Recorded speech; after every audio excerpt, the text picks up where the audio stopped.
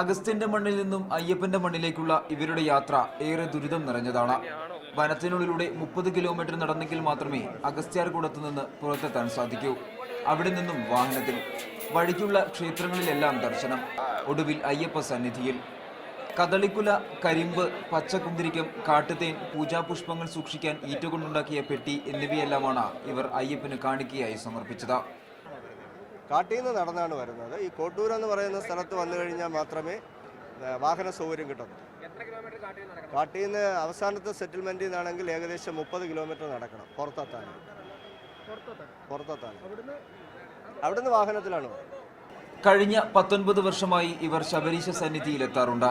ഇത്തവണ 22 സെറ്റിൽമെന്റുകളിലെ 49 പേരാണ് കാണിക്കയുമായി ഭഗവാനെ കാണാനെത്തിയത്.